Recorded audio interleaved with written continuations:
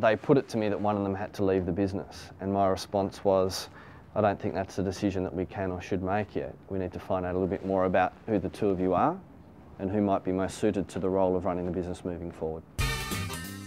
Brett Cox is a director of human resources consultancy Rethink. He's working with Greg and Andrew on the organisational structure at Whirlwind. How are you feeling moving from being the CEO and day-to-day running of the business into a more operational and training role again?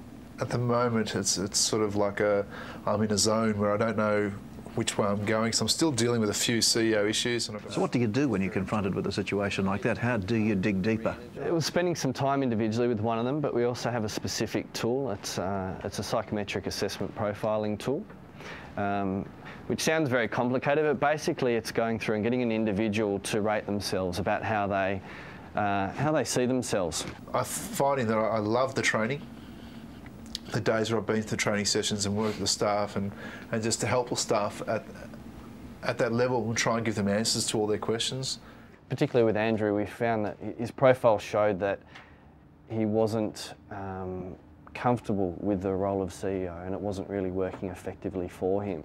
And it really highlighted a couple of areas that his interests are strong in, and that was particularly around sales and training. And that's where he started off the business, and he was a key element in growing the business. In Melbourne operations and Sydney operations, obviously we're now looking for replacements for those two positions. We've placed an ad on Seek, and we've received, we had 250 applications.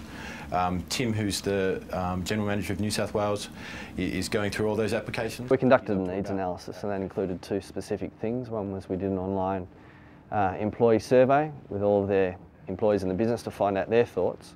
And the second part is we met with all their management team one-on-one to get their insight into a range of issues across the business. We've made a lot of the key decisions in the business now. We're looking to appoint a couple of key people, but really it's going to be in briefing to the staff that this move is happening, that Andrew is going to move from the CEO and Greg move into it. But we have to move quickly because July 1 is really the key deadline now for the business. The conclusion from that was that HR as a whole hadn't really been addressed across the business. They'd grown so quickly over the last couple of years from, I think, 20 people to about 100 without an actual HR infrastructure in place, and that had created some growing pains.